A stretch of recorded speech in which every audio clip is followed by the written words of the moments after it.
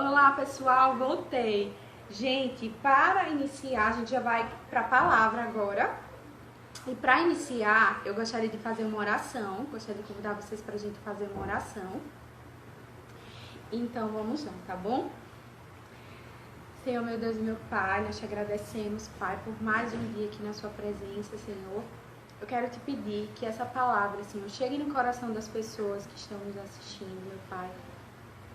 Que possa ser uma semente, Senhor, que possa frutificar, Senhor. Me usa apenas como instrumento para falar a tua palavra, Senhor, para testemunhar do seu amor. Te agradeço e te louvo por tudo.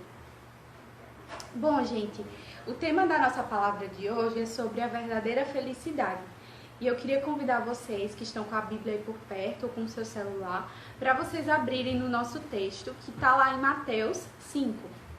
Nós estamos fazendo um projeto super legal, né, lá na Juventude, que a gente está tentando ler a Bíblia juntos. E a gente está lendo sobre o livro de Mateus. E quando eu li esse capítulo me chamou bastante atenção. Ele ficou bastante na minha mente.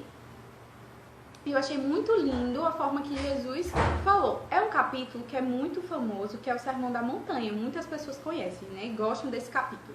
Então a gente vai falar um pouquinho sobre ele e o que ele tem relacionado com a felicidade, tá bom? Então, para começar, eu queria conversar uma coisa com vocês.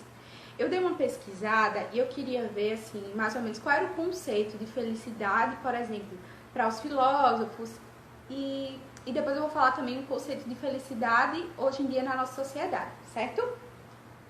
Bom, aí o filósofo que eu mais gostei, assim, que ele conceituou felicidade foi Aristóteles.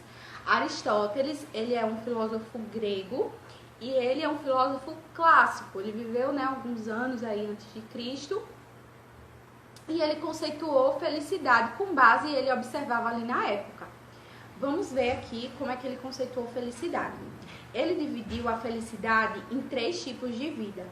O primeiro tipo de vida, ele falou que era o modo de vida guiado pelo prazer. As pessoas que têm o modo de vida guiado pelo prazer são pessoas que atribuem a felicidade a satisfazer aos seus impulsos. Então, a felicidade viria de ter todos os seus prazeres e seus impulsos satisfeitos. Se eu tenho vontade, então eu vou lá e faço. O que Aristóteles falou? Ele disse assim, que esse modo de vida era como se fosse uma escravidão para o indivíduo, certo? Bom, aí depois ele falou o seguinte, que existe o modo de vida político.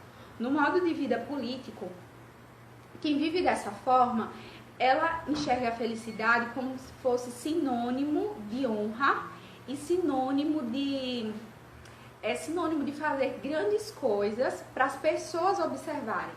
Ou seja, eu sempre procuro fazer coisas e praticar ações para que as pessoas me admirem, para ganhar reconhecimento das pessoas.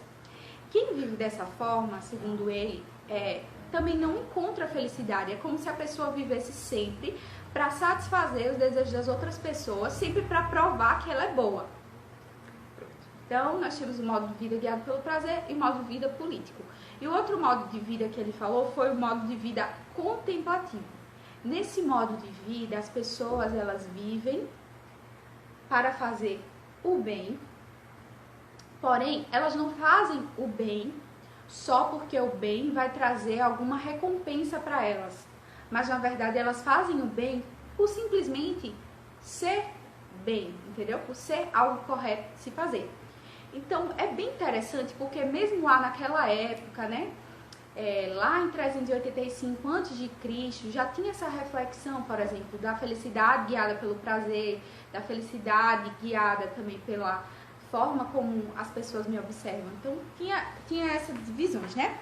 Mas pronto, se a gente observar um pouco sobre felicidade hoje na nossa época, eu acho que felicidade hoje em dia está muito atrelado, vamos dizer, ao quanto você tem de dinheiro, né? O quanto você tem, muitas vezes, de saúde, ao quanto reconhecimento você tem das pessoas. Muitas vezes a gente deposita a nossa felicidade nessas coisas, né?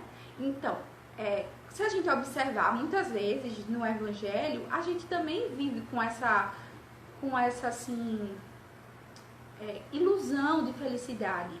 a gente fala o quê? Nossa, Deus precisa me dar um carro, Deus precisa me dar uma casa para eu ser feliz, Deus precisa me dar um relacionamento. Então a gente sempre tá querendo coisas para poder ser feliz. Sem querer, essa mentalidade também vai ocupando espaço na nossa vida e na nossa mente, né? Porém, se a gente observar na Bíblia, não tem nada que Jesus estivesse prometendo que ele nos daria um carro, que ele nos daria uma casa, que ele nos daria uma vida 100% boa aqui na Terra. Então, não foi essa felicidade que Jesus nos prometeu. E qual foi a felicidade que Jesus nos prometeu? É isso que a gente vai ver analisando o capítulo de Mateus 5, certo? Então vamos lá. A primeira coisa que eu queria fazer queria perguntar para vocês: vocês se consideram uma pessoa feliz? Bom, pensa aí e no final da live você também vai poder responder. Será que eu sou uma pessoa feliz conforme Jesus queria que eu fosse? Então vamos lá. É o seguinte: o que Jesus prometeu de felicidade? Lá em Mateus 5, eu vou ler por partes. Se vocês quiserem ir acompanhando, podem acompanhar. Eu vou ler por partes, cada tópicozinho, cada versículo. Aí eu vou ler um versículo e vou fazer o comentário embaixo, tá certo? Pronto. Então, nesse capítulo, Jesus fala das bem-aventuranças. Ele fala assim, vamos ler capítulo 5, versículo 3. Jesus fala assim: felizes os pobres de espírito, pois o reino dos céus lhe pertence. Aí eu achei interessante, né? Jesus falou assim: felizes os pobres de espírito. Fiquei me perguntando, né? O que é uma pessoa pobre de espírito? Porque a gente sabe que hoje em dia a gente atrela a pobreza, a não ter uma condição financeira muito boa. Mas eu pesquisando, eu vi o seguinte, que o pobre de espírito é uma pessoa que ela nunca se contenta com o que ela tem recebido de Deus. Ou seja, ela nunca se torna uma pessoa orgulhosa. Ah, não, já sei de tudo, entendeu? Eu já sei de tudo, já li não sei quantas vezes a Bíblia. Eu sempre vou para a igreja, já sei de tudo, então não preciso saber de mais nada. Essa seria uma pessoa arrogante, uma pessoa que se acha rica de espírito. Já a pessoa pobre de espírito, ela sempre tem humildade, ela consegue ver que ela precisa de mais de Deus. Então Deus diz que felizes são essas pessoas que são pobres de espírito. Agora, vejamos aqui qual foi a recompensa que Jesus prometeu para essas pessoas que são pobres de espírito. Jesus falou assim: felizes os pobres de espírito. A recompensa é, pois o reino dos céus lhes pertence. Então, essa foi a primeira recompensa que a gente recebeu por se a gente escolher ser pobre de espírito. Aí no outro versículo, diz assim: felizes os que choram, pois serão consolados. Aí eu estava assistindo, né? Eu assisti uma pregação para poder fazer esse estudo, né? Fiz um estudo. E o pastor ele falou uma coisa interessante aqui, nesse felizes os que choram. Essas pessoas que choram podem ser, sim, pessoas que estão passando por problemas, né? Por dificuldades. Mas as pessoas que choram também pode ser sinônimo de pessoas que são humanas.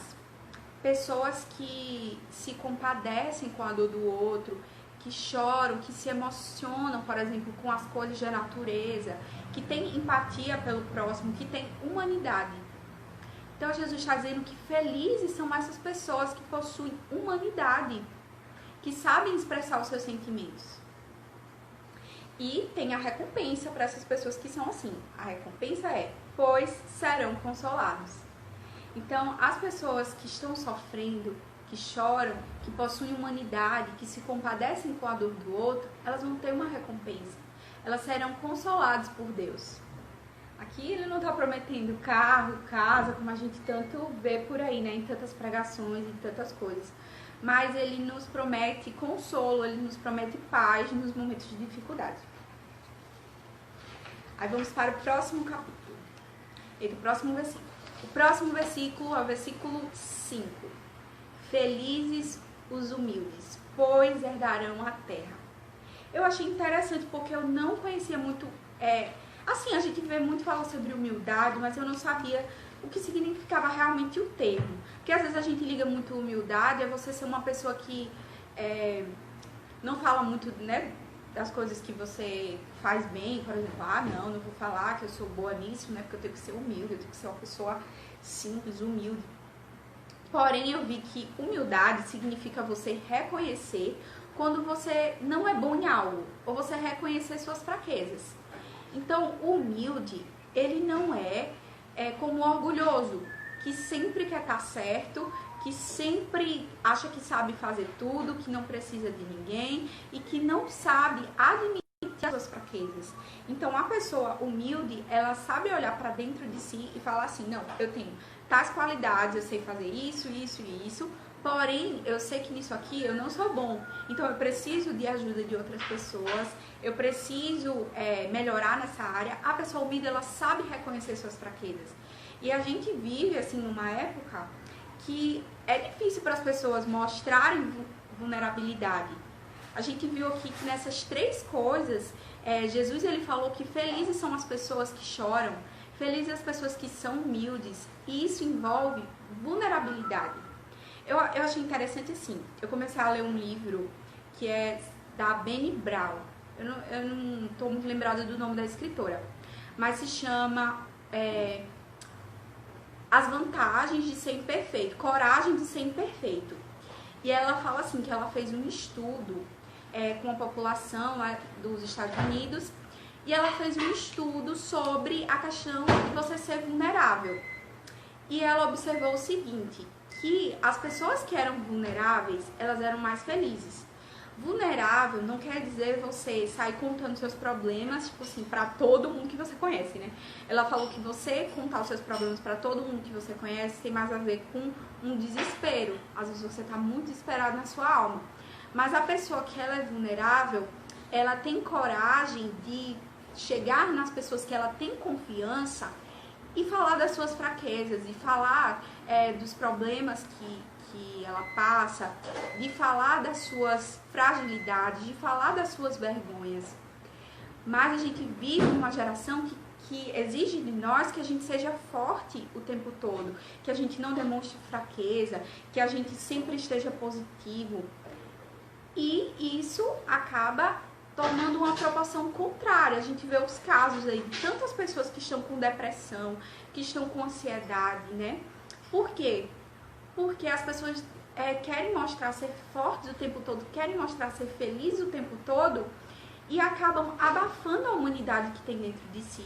Então é muito interessante que Jesus, lá no Sermão da Montanha, ele falou sobre isso. Ele falou, sejam humanos, chorem, sejam humildes, mostrem as suas fraquezas, porque vocês vão encontrar paz, vocês vão conseguir ser felizes dessa forma. E agora vamos lá para o versículo 6. Olha o que ele diz. Felizes os que têm fome e sede de justiça, pois serão saciados. E no versículo 10 diz, felizes os perseguidos por causa da justiça, pois o reino dos céus lhe pertence. Então, felizes são as pessoas que se importam com as causas dos outros, que não olham somente para si mesmos e que olham e veem a injustiça, veem as injustiças na sociedade e querem lutar por justiça. Isso significa o quê? Que quando eu vejo que o negro ele é oprimido, então eu tenho que me colocar no lugar que eu preciso buscar justiça para essas pessoas. Quando eu vejo que o pobre está sendo oprimido, eu preciso buscar justiça. Então, quando o meu coração ele se esfria e ele não consegue mais se compadecer, ele não consegue mais buscar justiça, eu me torno uma pessoa triste, segundo Jesus aqui.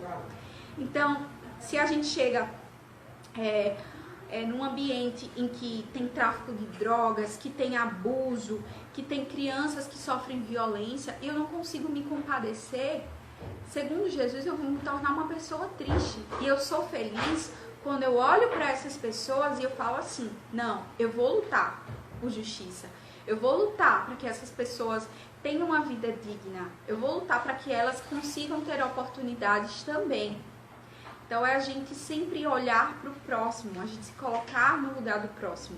E qual será a nossa recompensa se nós formos justos, se nós tivermos sede de justiça? A nossa recompensa é: quem procura agir com retidão vai receber o reino dos céus. Então, quem é justo vai receber o reino dos céus. Então, todas essas coisas, nós temos como promessa sermos consolados, termos o reino dos céus e termos a paz de Cristo conosco. Totalmente diferente das coisas que nós pensamos que Jesus vai nos dar como felicidade. No 7 diz, no versículo 7, felizes os misericordiosos, pois serão tratados com misericórdia. O misericordioso é uma pessoa que revela misericórdia, que é bondosa, piedosa, caridosa e que perdoa. E qual é a recompensa? A recompensa é, serão tratados com misericórdia. Então, a pessoa que ela é misericordiosa, ela consegue perdoar. E qual é a recompensa dela? Ela vai receber misericórdia de volta. Então, a gente sabe que nós somos falhos. A gente falha o tempo todo com as pessoas, né, ao nosso redor. Então, nós somos mais felizes quando nós perdoamos. Isso não tem a ver com você esquecer o que a pessoa fez, mas você entender que a pessoa ela é humana, que ela é falha e que ela, assim como eu, merece perdão. Porque a gente está sempre magoando as outras pessoas. Muitas vezes, sem querer, a gente toma atitudes que magoam as outras pessoas. Então, se eu tenho tanto orgulho que eu não sou capaz de perdoar alguém, por que então que eu quero esperar do outro que ele me perdoe? Então, se eu sou misericordioso, segundo Jesus, eu recebo felicidade. Se eu sei perdoar, o meu coração se torna um coração que vai receber mais felicidade, que vai receber mais alegria. Felizes também serão os que têm o coração puro, pois eles verão a Deus.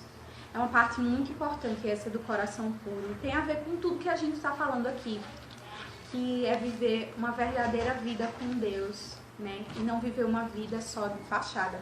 O coração puro, ele tem a ver com quem a gente é por dentro, com o que nós pensamos, com as nossas emoções, com a forma que nós levamos a vida.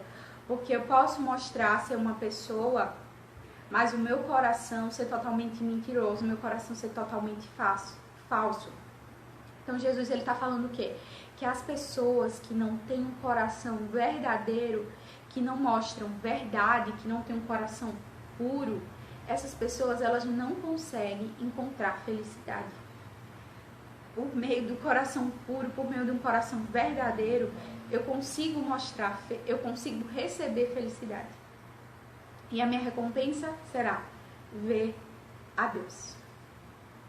E no versículo 9 diz, felizes os que promovem a paz, pois serão chamados filhos de Deus. Bom, que tempo que a gente está vivendo, né? De tanta guerra, assim. A gente sabe que demonstrar ter mansidão é, às vezes, você demonstrar para as pessoas que você é fraco, sabe? Quando você não quer brigar, quando você não quer entrar numa discussão, às vezes você é taxado como fraco para as pessoas. Mas Deus diz que nós seremos felizes se nós formos pessoas que promovem a paz. E promover a paz tem muito a ver com uma atitude de paz.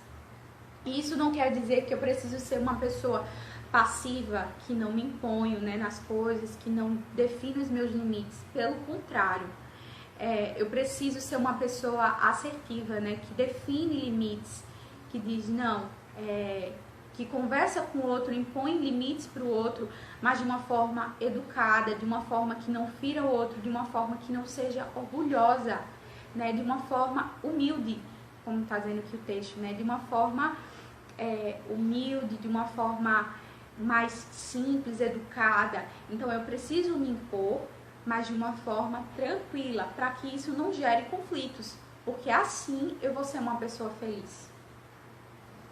Então vamos lá. A minha recompensa será, serei chamado filho de Deus, se eu for uma pessoa pacificadora. E o último versículo que nós vamos ler é o 11, que diz, felizes são vocês, quando por minha causa vocês sofrerem, vocês receberem zombarias, forem perseguidos, e quando outros, mentindo, disserem todo tipo de maldade a seu respeito. Olha só, Jesus, ele nos prometeu uma felicidade aqui. uma felicidade que envolve muitas atitudes, né, nossas. Primeiro, essa felicidade ela tem que começar com o coração puro, né? Ela tem que começar com a verdade, em buscar a Deus de verdade, para que a cada dia os frutos do Espírito eles floresçam em mim e eu consiga manifestar esses frutos de humildade, de misericórdia, de mansidão, de paz, para que assim eu seja uma pessoa feliz. A gente sabe que a gente está numa época muito materialista, né? A gente coloca muito a nossa felicidade nos bens que a gente vai receber, na nossa casa, que um dia a gente quer, no nosso carro, que um dia a gente quer. E muita gente, a gente vê que tem tantas igrejas que prometem tanto para as pessoas, né? Ah, faça isso que você vai receber, faça isso. E as pessoas, elas acabam se frustrando muitas vezes com Deus porque elas não recebem, né? Elas passam a vida inteira tentando receber algo que Deus não prometeu. Tipo, Jesus, ele não fez aquele sacrifício ali na cruz. O pastor disse, né, que eu tava fazendo estudo. Ele não fez aquele sacrifício lá pra suprir as nossas necessidades de classe média, né? Jesus, ele fez tudo aquilo na cruz para transformar o nosso caráter, para nos dar uma paz que excede o entendimento. Talvez para as pessoas seja difícil pensar, nossa, mas como é que eu vou abrir mão dos meus direitos? Como é que eu vou lutar por justiça? Como é que eu vou ser uma pessoa misericordiosa e ser feliz? Bom, foi isso que Jesus prometeu, né? E ele nos disse que se nós fôssemos assim, nós teríamos felicidade. Então, é isso que eu desejo para nós, que cada dia mais nós possamos ter essa felicidade que vem de Jesus, essa felicidade verdadeira que ele prometeu. Amém? Bom, gente, essa foi nossa palavra de hoje. E agora nós vamos lá para o Zoom, quem é lá da igreja, que nós vamos conversar com o pastor. E eu quero agradecer a todo mundo que entrou. Eu tô vendo algumas pessoas que entraram lá de Cuiabá, o David, se eu não me engano, acho que o Jorge também entrou. Quero mandar um abraço para vocês. A Fran, um beijo pra Fran também. Um beijo para todos vocês. Muito obrigada, gente, por vocês estarem aqui. E que Deus abençoe vocês, que Ele tenha falado com vocês através dessa palavra. Um beijo grande e até o próximo sábado.